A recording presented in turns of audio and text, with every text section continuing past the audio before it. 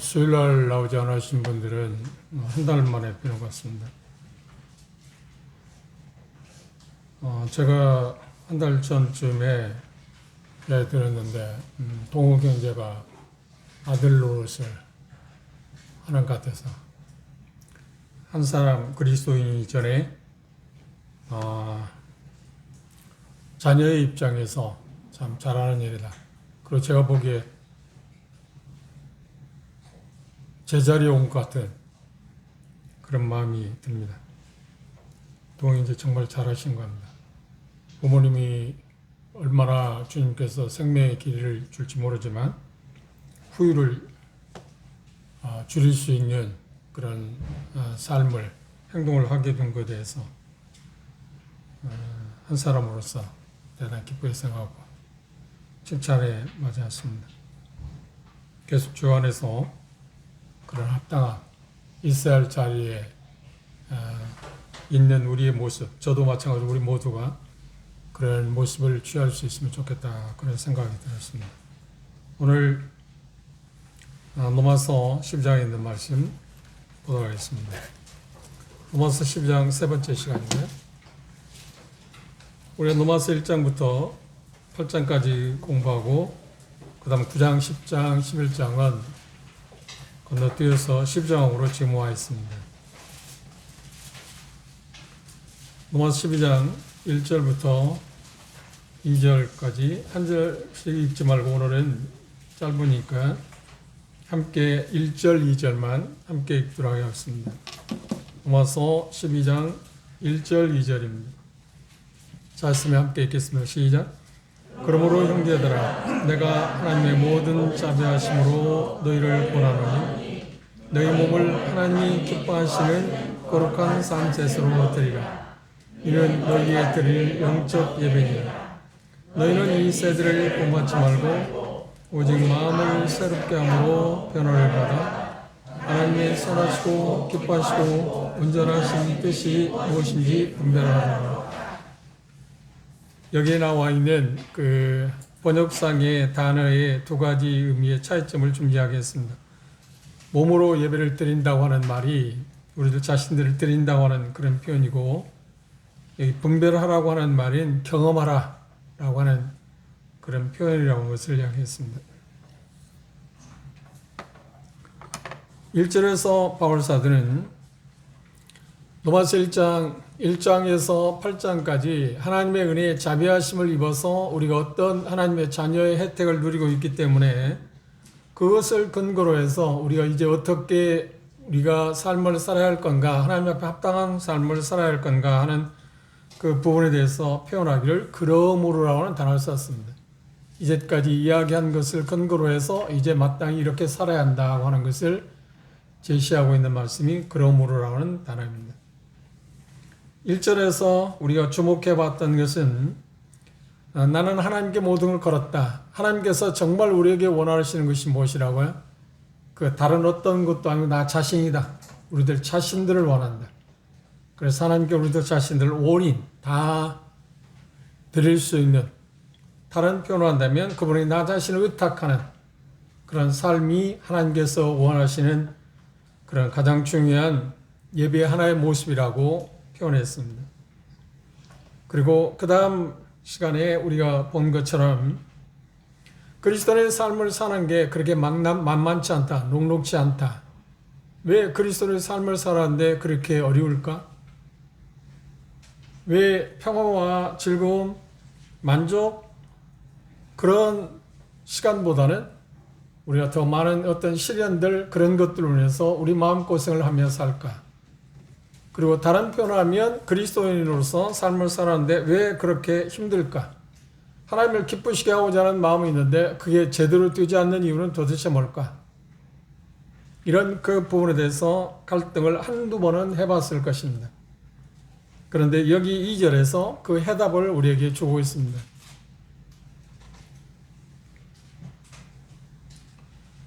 이 말씀을 자세히 보시면 우리는 그리스도인이 거듭난 이후에 거듭났을 때 놀라운 하나님의 은혜로 인해서 하나님이 주시는 놀라운 평강, 화평, 헤아릴 수 없는 그런 복을 우리가 누리고 살고 있습니다.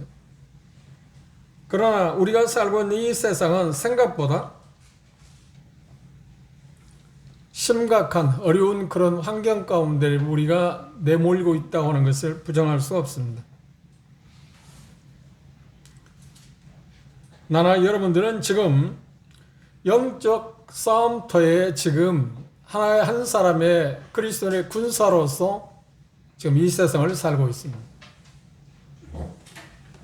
군인이라고 하면 우리가 군대 생활을 하지 않은 사람일지라도 조금의 상식을 갖고 있습니다. 그래서 엄격한 규율 하에서 복종하면서 자기 자신을 온전히 드리는, 그리고 사생활, 자기 자신의 가정이나 자기 개인의 어떤 일들을 생각하지 않냐고 국가에서 원하는 그 국민들을 사랑하는 마음에서 국민들을 보호해야 한다는 그런 마음에서 그 모든 걸 헌신하는, 전적으로 나라에 충성하는 그런 자세를 취하는 것이 군인의 모습이기도 합니다.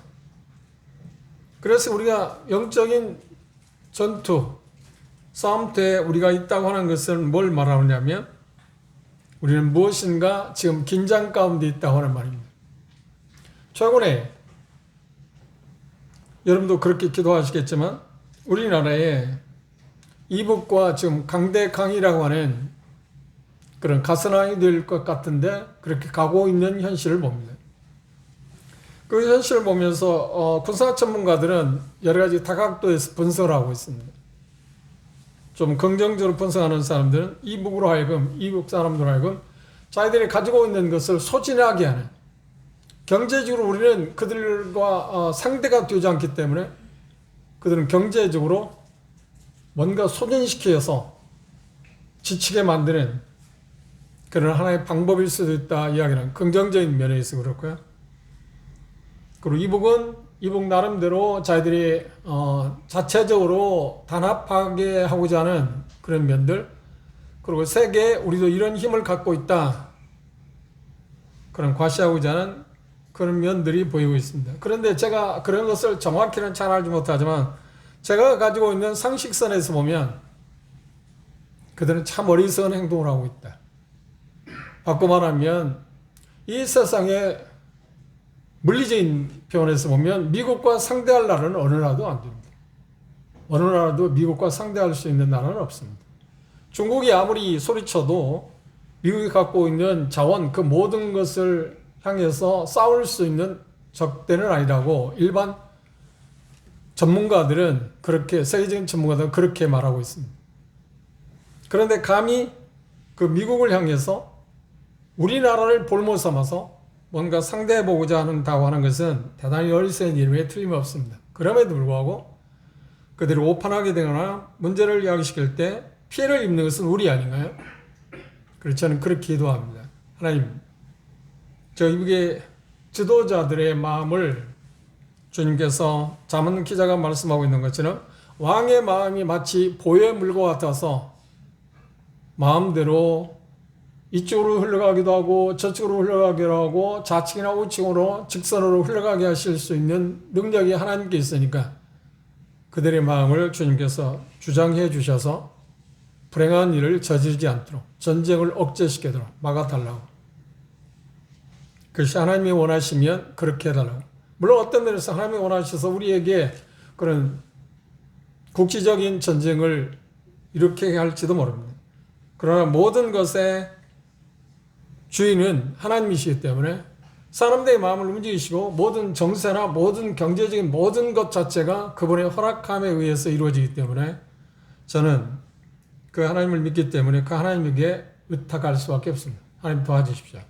우리가 하는 일들을 통해서는 마땅히 우리가 누리고 있는 그런 것들을 누리지 못해야 할 그런 형편에 있는지만 그런 모습일지는 모르지만 하나님이 자비를 베푸셔서 우리에게 그런 불행한 일이 일어나지 않도록 도와달라고 그렇게 기도하고 있습니다. 여러분도 그렇게 기도하실 거라고 생각하는데 미처 그런 생각을 못 하셨다면 그렇게 기도에 동참해 주는 게 필요하다 그렇게 생각합니다. 문제는 무엇인가요? 우리가 영적인 전쟁터에 있는데 우리 삶 가운데 보면 성공하는 삶보다도 평안을 누리고 우리가 만족을 누리는 삶보다도 부정적인 삶을 누리는 게 훨씬 더 많습니다. 문제가 뭐냐고 하면 여기 본문에서 말하고 있는 것처럼 영적인 전쟁에 우리가 지금 싸움때에 살고 있는데 중요한 것은 뭐냐면 우리가 접하고 있는 환경입니다. 이 환경을 성경은 뭐라고 하냐면 세상이라는 표현을 썼습니다. 우리는 세상에 지금 살고 있습니다. 우리가 세상에 성경에서 말하는 하나님께서 말하는 이 세상에 살고 있지 않다 하면 이런 것을 우리가 당하지 않을 것입니다. 우리가 이 세상에 살고 있기 때문에 우리는 지금 대단히 영적 싸움 가운데서 대단히 어려운 삶을 살고 있습니다. 그래서 가장 중요한 것은 뭐냐면 그것을 어떤 표현을 한다면 유독한 환경이라고 할까요? 해가 되는, 우리의 해를 끼치는 그런 환경 가운데 우리는 살고 있습니다. 그것을 여기 말씀에서는 세상이라, 이 세대라는 표현을 썼습니다.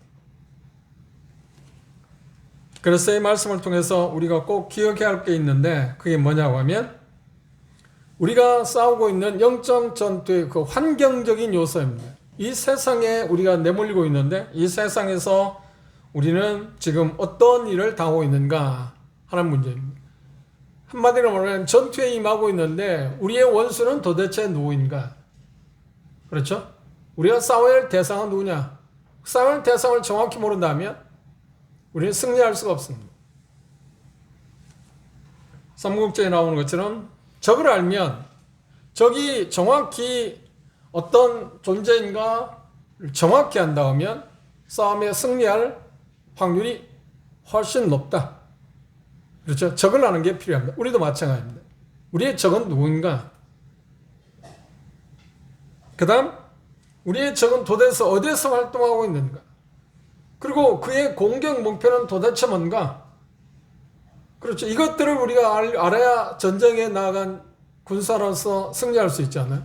그런데 문제가 뭐냐면 저도 그렇고 대다수의 형제자매들이 구원받은 그리스도인들이 우리의 적이 도대체 누구냐도 잘 인지 못하고 있습니다. 그리고 무엇을 공격하고 있는가? 그리고 우리의 적의 목표는 도대체 뭔가? 그런 것들을 우리가 정확히 인지하지 못하기 때문에 싸울 대상이 누군지도 모르고 어떻게 방비해야 하는지 그리고 싸울 수 있는 방법이 무엇인지에 대해서 내가 가지고 있는 무기는 도대체 뭔가 그것들을 우리가 알지 못한다면 싸워봤자 우리는 질 수밖에 없습니다. 그걸 잘 안다고 할지라도 그걸 경험적으로 우리가 활용하지 못하면 하나님 주신 그 수단들, 방법들을 활용하지 못하면 우리는 여전히 패배할 수밖에 없습니다. 패배했다고 하는 말이 뭐냐면 죄책감에 사로잡힌다는 말입니다. 평안을 상실한다는 말입니다. 기쁨을 잃는다고 하는 말입니다. 구원의 즐거움을 상실한다는 말입니다. 그러면 물어봅시다. 나는 현재 구원의 즐거움이 있는가요? 내가 구원받았을 때처럼 그런 마음 가운데 기쁨이 있는가요? 평안이 있는가요? 안도감이 있는가요? 무엇인가에 모르게 우리는 지금 내몰리고 있지 않나요? 쫓기고 있지 않나요? 안도감은 이미 사라졌고 기쁨과 즐거움은 남의 이야기가 됐고 그리고 구원의 즐거움도 오래전 경험으로 우리가 남아있지는 않는가요? 이 현실을 우리가 직시하는 것이 대단히 중요합니다. 우리의 영적 전투의 환경을 구성하고 있는 요소들 그것들에 대해서 지난 시간에 첫 번째 부분에 대해서 생각했습니다. 우리의 적은 누구라고요? 사단입니다. 우리의 적은 사단입니다. 사단은 성경에서 나온 것처럼 인격체를 갖고 있지 않지만 대단히 많은 능력을 행할 수 있는 타락한 피조물 가운데 하나입니다. 그의 신분은 루시퍼라고 일컬어지고 있고 그런 천사장이 3명으로 구성되어 있는데 세 천사장 가운데 가장 으뜸된 천사장 가운데 하나였습니다. 그에게는 타락하기 전에 천사의 3분의 1을 거느리는 그래서 하나님의 일을 돕는 역할을 하는 하나님의 피조물이에요. 피조물입니다. 그 말은 뭘 말하냐면 하나님의 허락함에 따라서 허락하에서 무엇인가 할 수 있는 피조물에 국한되어 있다는 겁니다. 그런데 그에게 엄청난 능력이 있습니다. 상상할 수 없는 능력이 있습니다. 감히 예수님과 비교할 만큼, 예수님과 대적할 만큼 그런 힘을 가지고 있습니다. 그러나 게임이 되지는 않습니다만, 그러나 궁극적으로 예수 그리스도가 다시 오시면 그 모든 것을 멸절시킬 것입니다. 멸망시킬 것입니다. 우리의 적은 생각보다 강한 적입니다. 그것들을 우리가 생각하는 게 필요합니다. 그것에 대해서 우리는 지난 시간에 생각해 봤습니다. 우리의 적은 우리에 대해서 중대한 목표를 갖고 접근하고 있습니다. 어떤 목표를 갖고 우리에게 접근할까요? 그것을 우리는 여러 가지로 이야기할 수 있는데 몇 가지로 구분한다면, 우리의 원수인 사탄은 우리의 삶을 파괴시키려고 합니다. 그리고 두 번째, 우리가 갖고 있는 인간관계를 파괴시키려고 합니다. 그리고 세 번째는 예수 그리스도에 대한 증거를 무너뜨리려고 하고 있습니다. 이것이 사단이 우리를 공격하는 목표 가운데 하나입니다. 기억하십시오. 첫째는 뭐라고요? 우리의 삶을 파괴시킵니다. 우리의 삶을 파괴시킨다는 건 뭔가요? 우리로 하여금 죄를 짓게 해서 세상을 본받고 세상의 지배를 받게 해서 우리로 하여금 하나님께 주시는 그 놀라운 영광스러운 삶을 살아가지 못하게 하는 거예요. 죄책감 가운데, 두려움 가운데 살게 하고 생산적인 일 대신 파괴적인 삶을 살아가게 하는 것이 그의 목표입니다. 두 번째는 뭔가요? 인간관계를 훼손합니다. 형제 자매들인데도 형제 자매들을 다운 삶을 살지 못하게 한다든지, 그리고 사람으로서 마땅히 해야 할 일들을 하지 못하게 해서 인간관계를 훼손합니다. 그래서 부모와 자식 간에, 또 부부 간에, 그리고 사회에서 여러 계층 간에 계속해서 사단의 역사함으로 말미암아서 갈등을 야기시키고, 그래서 우리의 삶을 황폐시키고 있습니다. 그 다음 또 빼놓을 수 없는 것이 세 번째 어떤 거라요? 예수 그리스도에 대한 증거를 어떻게 한다고요? 무너뜨리고 있습니다. 우리의 삶이 합당한 삶을 살게 하지 못함으로 말미암아서 결국은 그리스도의 증거를, 그러니까 복음을 확장하는 데를 막고 있는 것이 사단의 목표입니다. 이 세 가지 목표, 우리가 당하고 있는 여러 가지 것들 가운데 이 세 가지 범죄에 다 들어가 있습니다. 그것이 우리의 원수인 사단의 목표입니다. 우리의 대적이 누구인가에 대해서 우리는 지난 시간에 조금 구체적으로 생각해 봤습니다. 그러면 이 시간에는 사단은, 우리의 대적은 사단인데, 사단은 도대체 어디에서 활동하는가?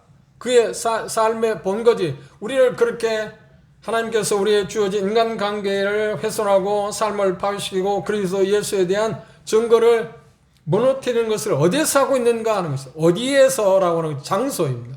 그런데 이 본문에서는 뭐라고 표현하냐면 이렇게 표현하고 있어요. 2절 주목해 보십시오.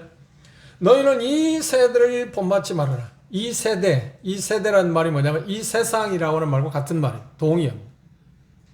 이 세상을 본받지. 그 부분에 대해서는 좀 우리가 생각해 봐야 할 문제입니다. 우리의 대적은 지금 어디에서 활동하고 있냐면 이 세상에 활동하고 있습니다. 에베소 2장에 보면 공중의 권세 잡은 자, 그리고 예수님께서는 요한복음 16장에서 이 세상 임금이라고 하는 표현을 썼습니다. 이 세상을 지배하고 있는 세력이 누구냐면 실상은 사단입니다. 하나님께서 전혀 지배하지 않는다는 말이 아니라 죄라고 하는 것을 심어놓아서 죄라고 하는 것으로 이 세상에 하나님의 피조물, 가장 사랑하는 피조물인 사람들을 자기 종으로 삼아서 그를 죄라고 하는 굴레를 씌워서 그가 원하는 대로 마음대로 사용하고 있습니다. 어떤 쪽으로? 하나님의 선하신 것을 파괴하는 쪽으로, 하나님을 부정하는 쪽으로, 하나님을 계속해서 대적하는 쪽으로 사람들을 이끌어가고 있습니다. 그런데 이 세상 사람들이 그리스도인이 아니고서는 하나님의 말씀을 통하지 않고 그 역할을, 그런 어떤 놀라운 역할을 하고 있는 그 사단에 대해서 아는 사람이 몇이나 있을까요? 그럼 우리는 지금 조금 전에 사이라는 형제님이 그런 표현을 했지만 우리 이런 그런 일들의 배후에는 누가 있는가요? 실상은 사단이 지배하고 있어요. 사단이 지배. 그런데 사람들은 전혀 그걸 인지하지 못합니다. 그리고 어떻게 생각하냐? 우리가 거듭난 우리들조차도 어떤 사람들, 사단이 우리에게 주는 것들을 갖고 것들이 어떤 것이냐 하면, 우리는 행복하게 할 수 있다 생각하고 우리를 살지 않나요? 그래서 바울 사도는 이 세대를 본받지 마라. 이 세상이 주는 것은 단물이 아니다. 단물처럼 생각할지 모르지만 결국은 쓴물로 변한다. 그래서 이 세대를 본받지 말라고 하는 것입니다. 요한사도는 그것을 요한 1서 2장에서 말하는 세상을 사랑하지 말라고. 세상을 사랑하게 되면 왜 사랑하지 말라? 하나님과 원수가 되기 때문에. 세상을 사랑하게 되면 불이익이 반드시 있기 때문이라고 합니다. 그런데 우리들 자신의 경험에서 그걸 우리가 알고 있습니다. 그런데도 우리는 정신을 못 차립니다. 우리는 정신을 못 차립니다. 여전히 똑같이 또 옛날로 또 돌아오고 옛날로 또 돌아오고 계속 그걸 반복하고 있습니다. 그래서 계속 우리는 쓴 잔을 마시고 있습니다.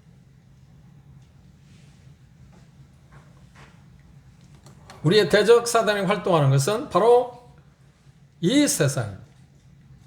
이 세대, 이 세상은 무엇을 말하는 거예요? 한마디로 말하면 하나님을 부정하는 모든 사상들, 그리스도를 부정하는 모든 사상들을 세상이라고 말했습니다. 눈에 보이는 물질적인 세계를 말하는 게 아닙니다. 영적인 세상 질서를 가리키고 있습니다. 참고적으로 성경에서 말하는 세상이라고 하는 말은 그것을 야고보서 우리가 공부할 때 4장 4절에서 세상을 사랑하지 마라 세속성이라고 표현했습니다. 그걸 몇 가지로 구분할 수 있으면 그걸 꼭 기억하셔야 합니다. 이 세대를 본받지 말할 때 이 세대가 무엇을 의미하는가? 영원한 것 앞에 땅에 있는 어떤 것을 높이는 세상, 그것들을 세상이라.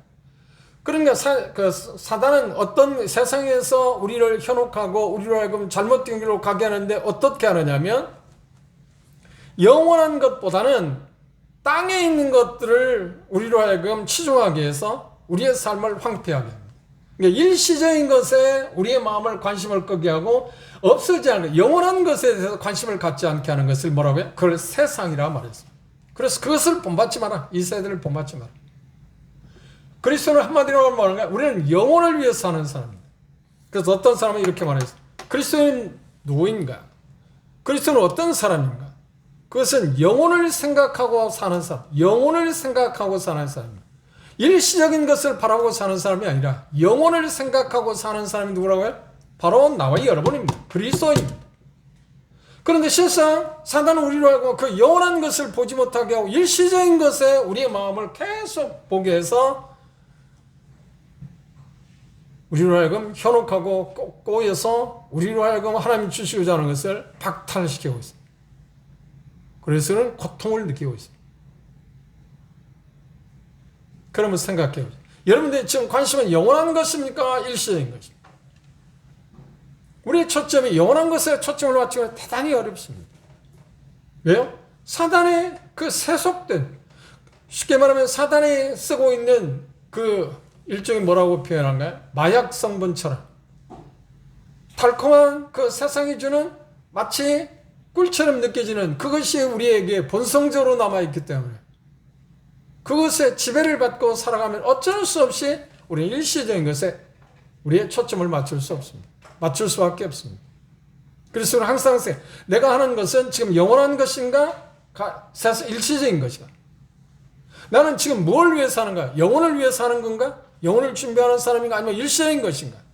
이 세상에 아무리 길다고도 평균수명이 길어서 100세 산다고 해도 그건 100세에 불과합니다. 120년 살아도 그건 120년에 불과한 것입니다. 영혼이 비교하면 아무것도 아닙니다. 그런데 우리는 여전히 일시적인 것에 우리의 마음을 다 노력하고 있잖아요. 그걸 얻기 위해서 우리는 대단한 신경을 쓰고 있잖아요. 또 세상이라고 표현할 때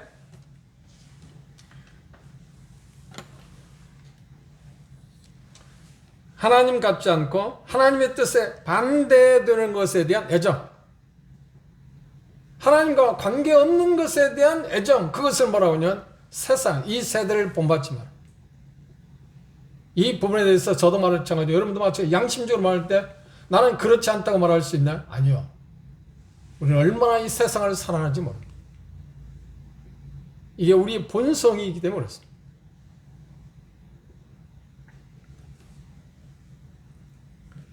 그리고 세상이라고 표현할 때 그리스도의 삶에 우리의 삶에서 하나님을 사랑하는 그 사랑을 향유하지 못하게 하는 모든 것들, 하나님의 사랑을 우리가 향유할 때 우리는 행복한데 그걸 누리지 못하게 하는 모든 것들이 어디에 있냐면 세상이 주는 것들입니다. 그리고 무엇보다도 하나님과 다른 사람들에 대한 우리의 사랑을 방해하는 그런 모든 것들을 세상이라 표현하고 있습니다. 그래서 그 말을 다른 표현하면 세상이란 말인 그리스도 안에 있지 않는 또는 그리스도에게 속하지 않은 그 모든 것을 가리켜서 뭐라고요? 세상이다. 세속성이라 세속적이라 말합니다. 세상이 취했다. 이 세대를 본받지 말라고 하는 말은 그 말입니다. 그러면 하나님께서 왜 이 세대를 본받지 말라고요? 다른 표현으로 하면 요한일서를 한번 참조해 2장입니다. 그 부분에 대해서는 우리가 다음 시간에 더 구체적으로 생각할 것입니다. 요한일서 2장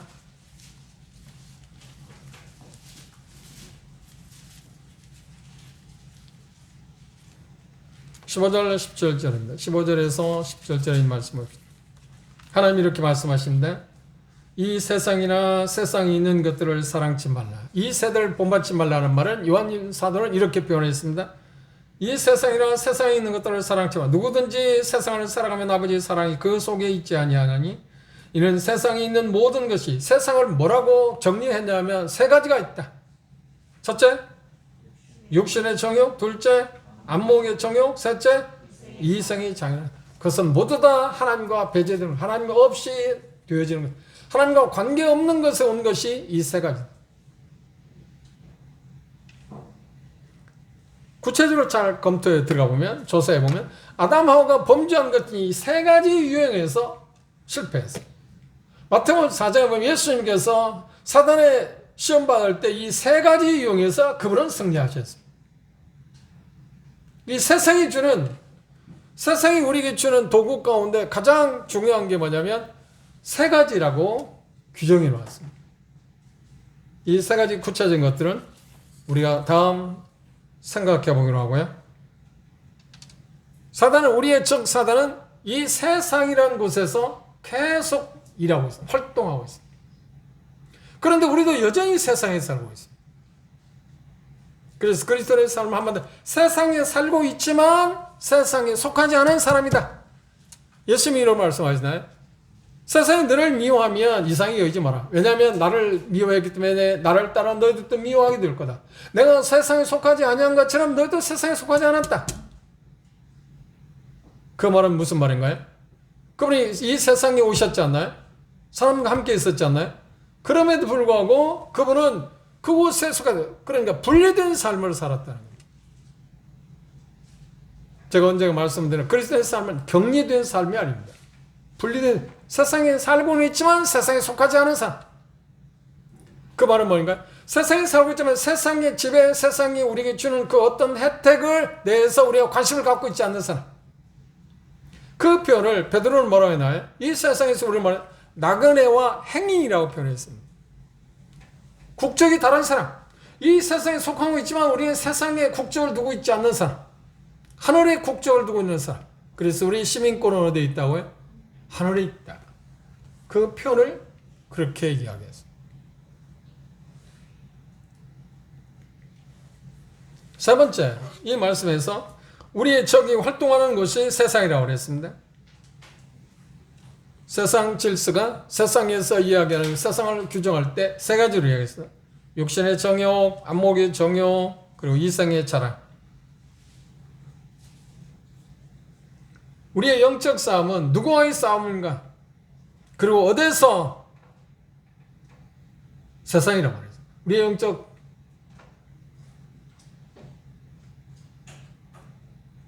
적은 누구라고요? 원수는 누구라고요? 사단이라고 했어요. 그래서 예수님이 계시록에 보면 예수님이 세상에 오실 때 우리의 최고의 원수는 마지막 원수를 어떻게 하는가요? 지옥에 집어넣습니다.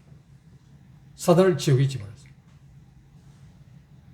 그리고 사단이 그렇게 즐겨 사용하는 최고의 무기인 죽음 자체도 지옥에 멸합니다. 그를 후회했던 거짓 선자도 거짓 그리스도도 모두 다 지옥에 멸망하십니다. 세상에 속한 그 모든 것들을 결국은 어떤가요? 전부 불태운다고 말하고 있잖아요. 그날이 우리가 기대하는, 소망 가운데 기대하는 가장 큰 소망입니다.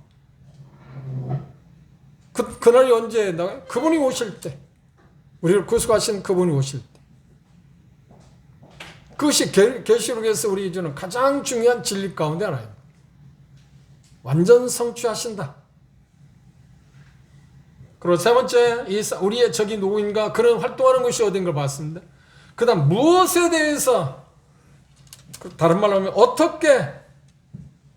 어떤 것을 사용해서 마귀는 우리의 적은 활동하는 거예요. 그걸 성경에서 뭐라고 하냐면 육체라고 말했어요. 육체. 다른 말로 하면 옛사람이라고 해요. 옛사람이란 뭔가 구원받기 전에 가지고 있던 옛 본성에 그것을 자극해서 그걸 움직여서 사단은 계속 우리를 사용합니다. 세상적으로 살아가게 하고 있다는 것입니다. 많은 그리스도인이 구원받은 이후에 여전히 자기 자신이 옛 본성 때문에, 그것을 성경적으로 표현하자면 죄의 본질 때문에 죄를 지을 수 있는 가능성이 있다는 것을 모르고 사는 사람이 있습니다. 아니요.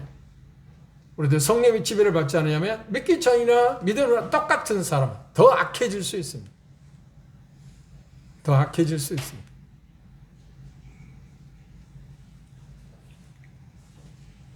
그리고 더 나아가서 우리는 그런 일이 일어났을 때 내가 무엇을 할 수 있는가? 바꿔 말하면 우리가 죄를 지을 수 있는 가능성이 있는데 죄를 짓게 될 때 내가 뭘 할 수 있는가? 그걸 잘 모른다는 겁니다.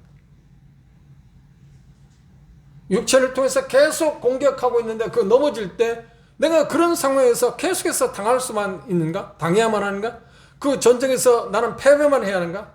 승리할 수 있는 길은 없는가? 그 상황에서 내가 할 수 있는 일은 뭘까?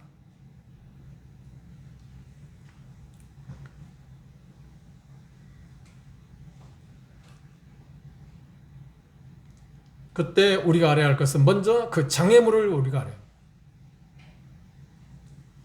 그리스도를 믿게 될 때 여러분들이 경험하고 있는 것처럼 여러분의 삶, 나와 여러분의 삶 가운데 일어난 변화가 있었습니다. 그건 무엇인가요?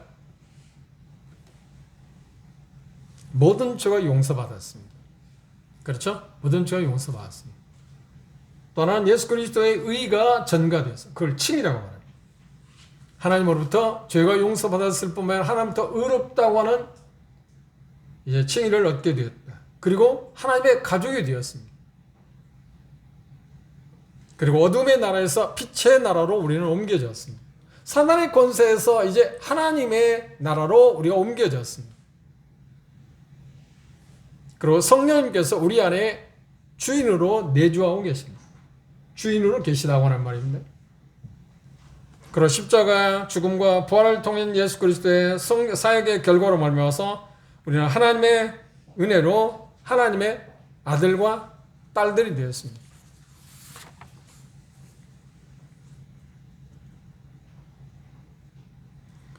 이 영원한 영적 결과가 우리가 경험한 것처럼 예수 그리스도의 십자가의 사역을 통해서 우리에게 준 그 복음의 말씀을 듣고 나서 은혜로 주어지는 그것을 믿음으로 말미암아서 우리가 얻게 되었습니다. 그건 여러분 잘 아시죠? 경험했으니까. 그것을 성경 뭐라면 거듭났다. 또 다른 표현을 위로부터 태어났다. 거듭났다, 위로부터 태어났다는 거듭났다는 문자적인 의미에서 말한다. 무슨 말이냐면 생일이 두 개다는 말입니다.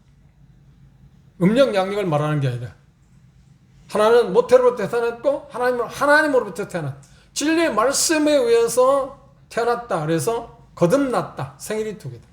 생일이 두 개가 아닌 사람은 지옥 갈 수밖에 없습니다.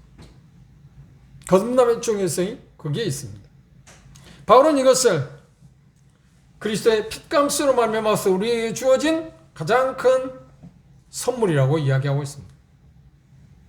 그 결과로 말미암아서 지금 우리는, 나와 여러분들은 네 가지 엄청난 하나님의 선물을 받았습니다. 앞에서 이야기한 거 중복되는 것도 있습니다. 이제 우리는 하나님의 자녀들이 됐습니다. 아들과 딸이 됐습니다. 하나님의 아들과 딸이 되었다는 말은 뭔가요? 우리 쪽에서 보면 그분이 내 아버지가 되었다는 말이에요. 그분이 내 아버지가 되었다는 말의 의미만 우리가 잘 정확하게 인지하고 음미한다 그러는데 이건 놀라운 일입니다. 정말 놀라운 일입니다. 그분이 누구라고요? 내 아버지다. 내 아버지 되시면 어떤 분이라고요? 그리고 이 세상의 모든 것의 주인이십니다. 모든 것의 모든 것이 되시는 분. 그분이 내 아버지다? 한번 생각해 보십시오. 우리 부족한 게 뭐가 있나요? 그래서 다윗은 10편 23편을 그분이 내 목자이실 때 나는 부족함이 있다 없다? 없다. 그런데 우리가 어떤 부족한 문제를 갖고 있는 것은 뭐예요? 그분이 내 목자로 우리는 인정하지 않기 때문에 그분이 내 아버지로 합당한 대우를 하지 않기 때문에 그런 불이익을 당한다고 하란 말이에요. 그리고 하나님과 우리는 화해하게 되어 있습니다. 죄로 말미암아 원수였는데 이제 하나님과 화해하게 되어 있습니다. 그 결국은 성령께서 우리 안에서 영원히 인치시고 앞에서 얘기한 것처럼 그분이 우리 안에 내주하고 계십니다. 이제 주인으로 들어와 계십니다. 그분이 성령이 우리 안에 내주하시고 인치시고 내주했다는 말은 뭐냐면 인치셨다는 말은 미래에 올 하나님이 약속한 그 모든 것을 다 완성할 때 그게 보장됐다는 일종의 계약금 같은 것입니다. 인쳤다는 말이에요. 그럼 내주한다는 말은 무슨 말인가요? 우리의 필요한 모든 것을 그분이 공급하시기 위해서 우리 안에서 활동하신다. 그럼 문제는 우리의 적을 이길 수 있는 유일한 방법이 뭔가요? 하나님 주신 대안이 뭔가요? 성령님을 의지하는 것입니다. 성령님을 의지하는 것. 그분이 도움을 받는 길밖에 없어요. 왜? 그분은 성령님은 예수 그리스도의 십자가에 죽으시고 원수의 사단의 모든 무기를 파멸 무너뜨리고 승리하신 결과로 말미암아서 그분이 성령님이 오셨기 때문에 그분의 도움을 받아야만 우리가 이길 수 있지 않나요?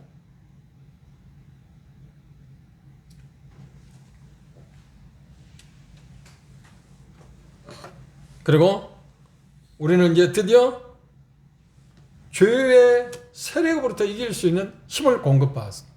누구를 통해서? 이 성령님을 통해서. 우리 안에 내주하시는 성령님을 통해서 그게 가능하게 되었다는 겁니다. 우리가 정확히 알고 있어야 할 것이 있는데 그건 뭐라고요? 그것은 바로 우리가 아직도 죄를 지을 수 있는 가능성이 있다고 하는 걸 그걸 정확히 알고 있어요. 왜? 우리는 세상에 있기 때문에 그렇습니다.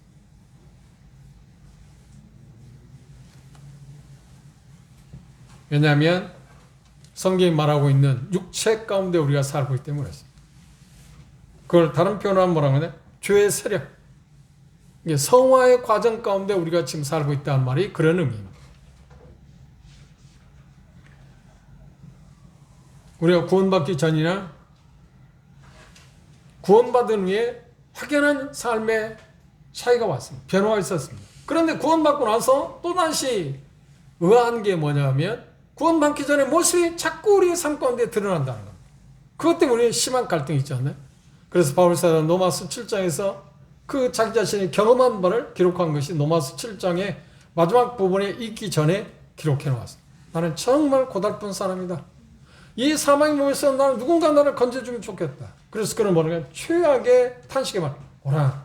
나는 정말 공고하다는 말이에요. 나는 정말 비참한 사람이다. 이게 그리스도인이었던 바울의 고백입니다. 그리스도 이전의 고백이 아닙니다.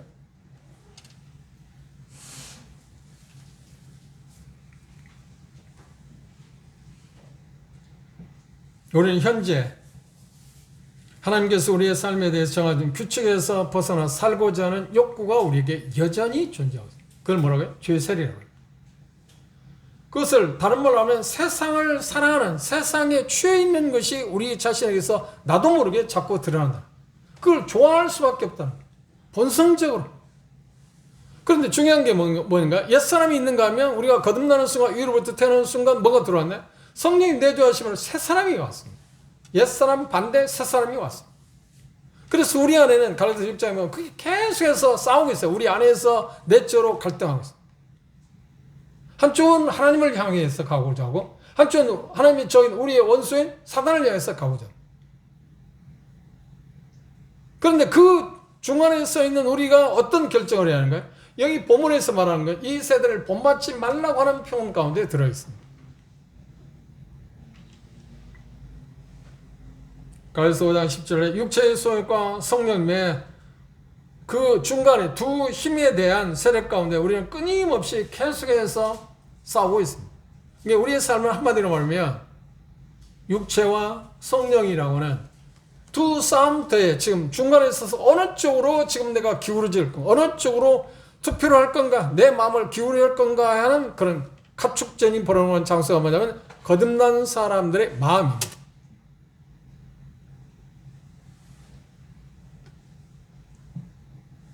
그런데 중요한 것은 우리 원수, 육체의 속을 이길 수 있는 힘을 우리가 하나님의 복음을 받아들이는 순간 부여받았어요. 그건 뭐라고요? 성령님이라고 해요.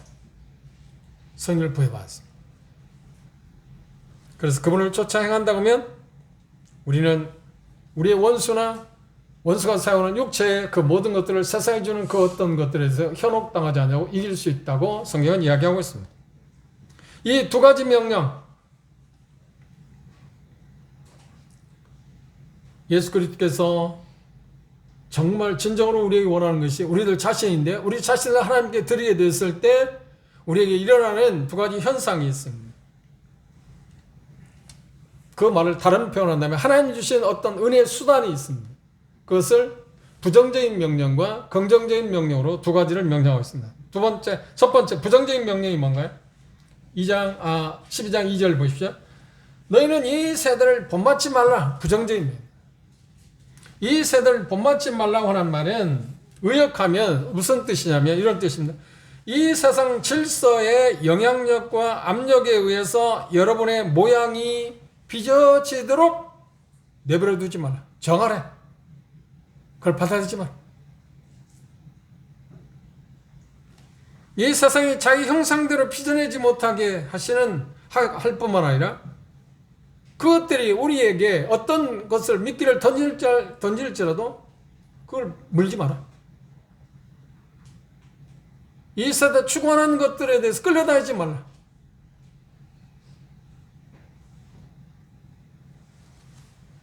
그래서 저는 이 부분을 생각할 때마다 그때 실패할 때마다 하나님께 이렇게 그때마다 이 사실을 발견하고 이렇게 기도합니다. 하나님, 이 세상이 자기 형상대로 자기가 원하는 대로 빚어내지 못하게 하시고 제가 하나님의 말씀을 묵상하고 제 삶에 적용해서 저를 안으로부터 변화시켜 주십시오. 하나님의 수단을 제가 사용해서 승리하게 해달라고. 그것이 기도하는 가장 큰 기도의 내용입니다. 긍정적인 명령은 무엇인가요? 마음을 새롭게 함으로 변화를 받으라. 마음을 새롭게 함으로 변화를 받으라. 그 말을 의역한다면 오직 매 순간 온 마음을 다해서 성령님께서 새롭게 하시는 과정에서 어떻게 하라고요? 그래서 순종하고 복종함으로 말미암아서 협력함으로써 하나님이 우리 마음속에 생각과 겉으로 드러나는 행동을 완전히 변화시켜야 한다. 그걸 경험해야 한다. 쉬운 말로 하면 무슨 말인가요? 성령님이 새롭게 하시는 것에 대해서 우리가 협력해야 한다. 순종해야 한다. 따라가야 한다. 정하지 말아야 한다. 목적은 무엇인가요? 그렇게 하게 될 때 우리가 여기 표현하고 있는데 하나님의 선하시고 기뻐하시고 온전하신 뜻이 무엇인 분별을 하다. 그런 경험을 하게 될 거다. 그걸 드러낼 수 있게 될 거다. 하나님이 우리에게 원하시는 것이 얼마나 기뻐하시고 기쁘고 온전하고 합당한 것인가 해서 우리가 경험하게 될 거다. 그걸 경험하기 위해서 우리가 할 수 있는 부정적인 뭐야? 이 세대를 본받지 말고 긍정적인 뭔가요? 마음을 새롭게 하는 것이다. 부정적인 건 이야기했습니다. 세상에 합류되지 마라. 세상에 다시 말하면 세상의 압력에 굴복하지 마라. 끌려다니지 마라. 그 유혹에 넘어가지 마라. 긍정적인 뭔가요? 성령님과 협력하라. 그럼 어떻게 해요? 하나님의 생각이 얼마나 아름답고 귀하고 영광스러운 것을 우리가 경험하게 될 것이다.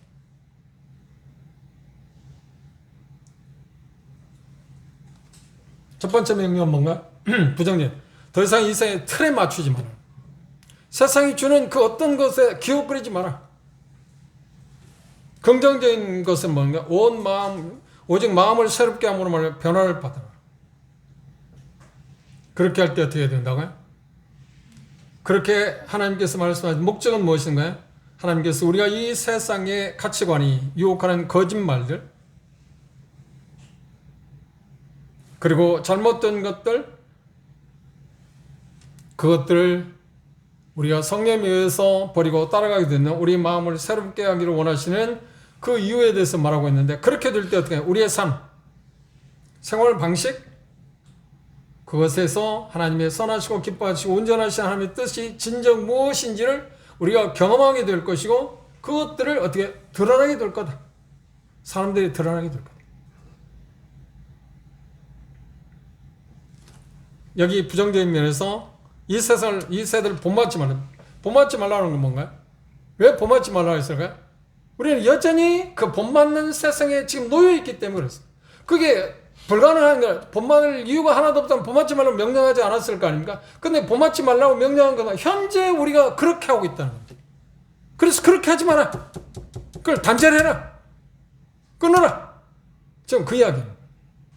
우리가 그걸 알고 있어요. 나는 여전히 지금 세상에 영향을 받고 있다. 영향 안에 있다.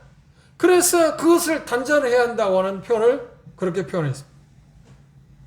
이걸 하기 위해서 우리가 중요한 건 뭔가요? 의지가 필요합니다. 의지적으로 그렇게 합니다. 성령이 우리에게 그럴 힘을 우리에게 허락해 하실 텐데, 그것들을 어떻게 하라고요? 순응하라고 하는 말은 우리의 의지가 필요합니다. 가만히 있어도 되는 게 아니라. 그렇죠? 가만히 있어 저절로 되는 건 아니라고 하는 겁니다.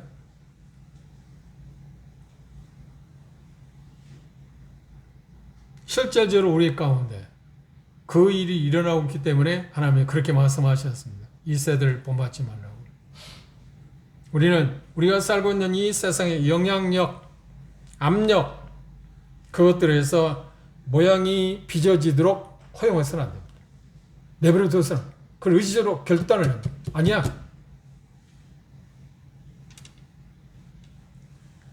사단이 세상을 통해서 우리에게 제시하는 것만 다 매혹적으로 보입니다. 아름답게 보입니다.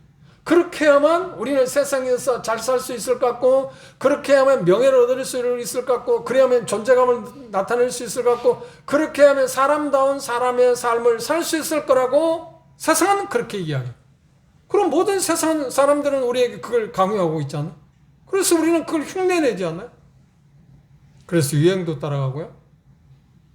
그리고 부도 치부하려고 하고요. 면을 얻기 위해서 우리의 양심도 팔기도 하고요. 그 왜 그렇습니까?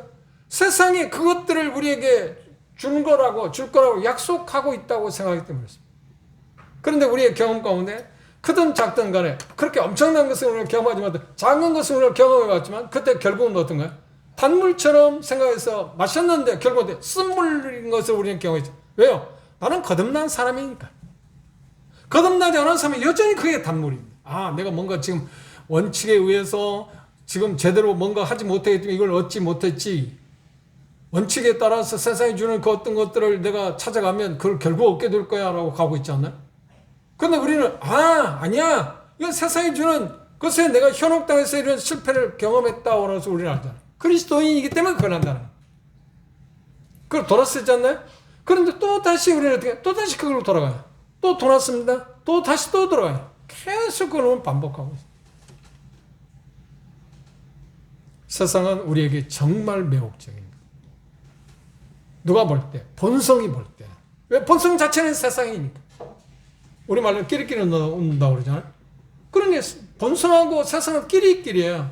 친구라니까 뗄 수 없는 관계. 그래서 본질적이라고 하잖아요.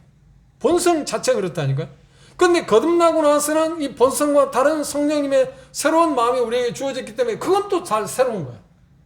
그래서 그 틈바구니에서는 갈등을 느낀다고 그랬죠. 그래서 세상을 본받지 말라고 하는 것은, 이 세대를 닮지 말라고 하는 것은 세상이 주는, 사단이 세상을 통해서 우리가 매혹적으로 주는 그 모든 것들의 결국은 어떻게 우리 경험했잖아요. 실망도 했고, 실패, 죄책감을 가져줬고, 우리가 죄를 지음으로 말미암아서 죄의 종들로서 다시 하게 되고, 세상 질서를 통해서 사단은 집요하게 우리를 속이고 있습니다. 사단을 예수님께서 요한복음 8장에 뭐라고 했나요? 거짓의 압니다. 거짓의 압. 그가 제공하는 그 모든 것들은 아름답고 좋은 것처럼 보이지만 결국은 뭐다? 전부 가짜라는 거예요. 왜? 우리 원수는 거짓말쟁이니까. 그런데 그 거짓에 우리는 속고 있잖아요. 시대의 사기꾼은 누구인가? 사단이에요, 실상. 우리 인생을 살아가면서 사람들에게 사기를 안 당하려고 그러잖아요. 그렇죠? 왜 사기를 당하려고 하지 않습니까? 그 허황된 거니까. 헛된 것이니까. 속임수니까. 그런데 사단은 속임수를 쓰는데 우리는 여전히 어떻게 해요? 그 현황 게 넘어가요. 참 불행한데. 정말 불행하죠. 그러다 여전히 그걸 추구하고 있어요. 그래야만 된다고 생각합니다. 그게 세상에 우리가. 그래 하나님이 뭐라고 하는데 그 세상이 주는 그것들이 너를 지배하지 못하게 하라. 그것이 너를 지배하지 못하게 하고 그것이 너를 그런 사람으로 만들어가도록 허용하지 마라. 근데 구원받고 나서 우리는 그 일을 계속하고 있어요. 그럼 잘 안 돼.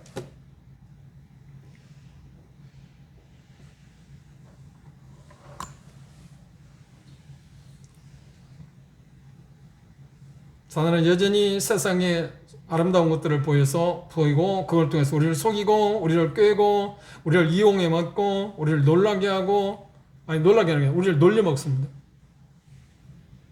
우리가 그런 경험은 안 해봤지만 이렇게 생각했어요. 사기꾼이 우리를 속이려고 할 때 우리가 속았을 때 사기꾼은 어떻게 웃을 거야? 웃을까요? 울을까요? 얼마나 신나겠습니까? 사단이 세상의 것들을 갖고 우리를 켜놓고 우리가 넘어갈 때 사단이 얼마나 좋아하겠어? 봐라, 네가 뭐야? 그리스도이라고? 우리 마음속에 그런 생각을 갖지 않았냐? 내가 예수 믿는 게 뭔가 문제가 있는 거 아니야? 그리스도인 된 내가 왜 이렇게 살지? 그렇죠? 근데 사단은 그럴 때마다 사단은 어떻게 해? 쾌재를 부려. 저 멍청한 놈들. 저 미련한 놈들. 자기들 신분도 모르고 내 꼬미에 다 넘어왔네? 그리고 계속 우리를 켜놓고 나요. 근데 우리는 그것도 몰라. 제가 이야기했잖아요. 지난 시간에. 영국에 옛날에 돼지를 잡는 방법이 뭐라고요? 지금은 차로 다 싣고 가잖아요. 도살장으로. 근데 어떻게 했죠, 그때? 콩을 불려가지고 주래. 그럼 콩 앞에 있는 콩을 먹잖아요? 그럼 먹고 나서 또 앞에 가서 또 1m 한 방 나가. 또 끌고 와, 또 주고 또 와요. 그럼 돼지가 그걸 먹을 때, 불린 콩이 얼마나 맛있는지 잘 몰라요, 나는. 그런데 우리는 그 불린 콩 가지고 청국장 만드는데 두부 만드는 거 봤잖아요. 불린 콩 생각보다 맛있습니다. 안 먹어봤나? 안 먹어봤으면 우리 매주를 다 먹었네 합시다. 그런데 돼지는 얼마나 맛있겠어? 돼지가 보이는 것은 어떻게 도살장이 보입니까? 아니 도살장은 안 보여요. 뭐는 눈앞에 있는 불린 콩만 보여. 하나 먹고 하나 주워 먹고 하나 주워 먹을 때 어떻게 이 세상에 이렇게 맛있는 걸 나한테 주네? 또 있어. 이렇게 세상에 이렇게 맛있는 거. 짭짭짭하고 갑니다. 가고 결국은 어디가? 죽음의 자리. 사단이 우리에게 주는 것들은 모두 지금 돼지를 잡기 위해서 도살장으로 이끌어가기 위해서 사용하는 불린 콩과 같다는 거예요. 그런데 우리는 그것도 모르고 계속 주워 먹는 거예요. 그런데 간혹 어떻게? 정신을 차리고 이게 씁쓸한데? 이거 마냥 좋은 게 아니구나. 왜요? 성령께서 우리 안에 역사하시고 정신 번쩍 들잖아요. 그래서 표현하고 있는 것은 그런 것들에게 우리들 자신들을 내주지 말라고 이야기했습니다. 허락하지 말라. 다시 말하면 사단의 거짓말에 소환하지 마라. 시대의 사기꾼에게 소환하지 마라. 여러분 사단에게 얼마나 소환하고 왔습니까? 그 거짓말에 우리는 그것이 얼쏘얼쏘하고 얼마나 박수를 치고 환영했습니까? 저 마찬가지입니다. 앞으로 또 그럴 가능성이 있습니다. 그런데 하나님께서 오늘 결론적으로 하시는 말씀이 뭔가요? 이제 멈추자. 이제 멈추라. 왜 그 전말을 우리에게 밝힌 이유는 뭔가요? 그것이 우리에게 주는 폐해. 그것이 우리의 삶을 황폐화하는 거니까. 우리는 경험했지 않나요? 작던 가던에 거듭나고 나서 그걸 경험하지 않은 사람이 있나요? 하나님의 말씀을 떠나서 세상과 작가야 될 때 이게 고통스럽다. 내가 뭔가 얻었다고 생각하는데 결국 얻은 게 아니라 다 잃어버리게 됐다. 그걸 수없이 우리는 반복적으로 경험했잖아요. 그래서 그걸 근거로 바울사도는 하나님께서는 바울사도를 통해서 오늘 이 세대를 본받자. 그것이 너희를 지배하지 못하게 하라. 허용하지 마라. 언제? 지금이. 기도합시다.